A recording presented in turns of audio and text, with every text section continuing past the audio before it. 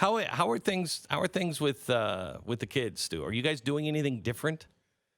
Yeah, for sure. I mean, they're doing homeschooling now, which is not what we selected as an option. Right. Even though I think homeschooling is fantastic, it's not for everybody. So No, it's not. that is going on, which is certainly a big change. They're doing a lot. Like we had, they've been very adventurous and been doing a lot of new things. Like they both learned to ride their bikes so far, and they both learned to ride their electric scooters. And they've been doing You ever think that they're just trying to get away from you? It's possible. They seem to get faster and faster. They're learning how to grapple out of the second story window too. Zach's now a pilot. He's like, but it is cool. I mean, like there is a lot of that goes on. I think if it can be overblown. You have this like a battle on social media in particular where you have one side of people saying like, this time with your children is such a blessing and every single moment of it you should cherish. And then the other side is like, I've started heroin because they're so awful. And there should be a middle ground in there somewhere where you're enjoying. Right, like start the kids on heroin. Right, yeah. Because they're fun to watch. Yeah. They dance, right. they just like kind of slump over and they relax for a while. It is that thing they're where. Just taking a nap. And part of it is, look, we're just looking for ways to cope so people all say that they're turning into alcoholics at the same time. And I don't know how that's going to turn out when your kids get a little older and start reading your social media posts about this particular time. They're probably not going to enjoy it that much. But it's part of just a way of coping, right? The dark sense of humor is part of that coping mechanism. The kids, though, I feel like at least my kids are in that age where they're aware of what's going on. They're aware of why they're home and they know to wash their hands 9 million times a day and all that stuff. On the other hand, like I feel like they're still in the area 7 and 8 years old where they look back at this as kind of probably just a cool time, right? Like they're home a lot. They have a lot of cool things to do at home. They're spending lots of time with mom and dad that they don't always get. They're going swimming every day and they're running around outside all the time. They don't have to go to school. It's like summer vacation, except maybe we're not going no camps and nothing going on.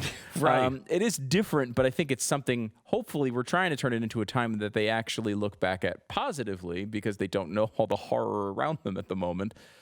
So, at least at that age, I think you can still protect them.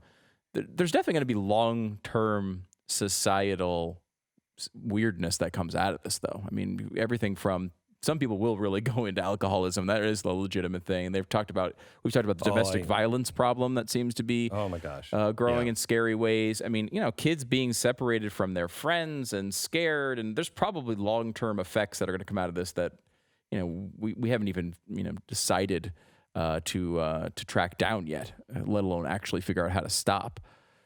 So but it's just a strange time, and I think parents, like a lot of parents, wind up taking it so seriously as if everything has to be perfect for your kids while they're home, and it's like, look, this is a weird, like, you know what? They might wind up having, maybe they're eating too many sugary foods. Maybe they're playing a few too many video games. Maybe they're not getting every single piece of schoolwork done. Big deal. Don't worry about it. I just want everybody to make it to bed without one of them killing the other one. Yeah, keep them alive for this period. Maybe my expectations are a little too low, but I just want, is everybody still alive? Yeah. Good. Lights out, John boy. Yeah. It's like, well, everybody has to take the parenting like a father way now. Like that's how if my wife goes away for a weekend to see her mom or something, I want to keep the kids alive. Like that's goal one. Yes. After that, we'll have some fun. We'll do some good stuff. Like, are they going to get all their vitamins and nutrients that weekend? Probably not. That's not probably going to be a priority. Are they going to get to bed on time? Maybe not. But you try to keep them alive. That's all we can do at this point. I think we've got a long time ahead of us. And if we try to be little, Mr. and Mrs. Perfect through this time, you're going to wind up just getting frustrated and then you get short with your kids and angry with yourself, and it just makes everything worse. So the problem that I'm having is that the kids don't, and I'm not bringing it home to them. I'm not talking about the death and destruction everywhere, but we are talking about it just, in passing, Tanya and I, and we'll mention stuff, and our prayers are obviously very different. But my kids, I'm having the problem where I don't think and this is probably more healthy for them, but they don't really, I don't think they're really, they're not seeing it. You know what I mean? We haven't been watching the news.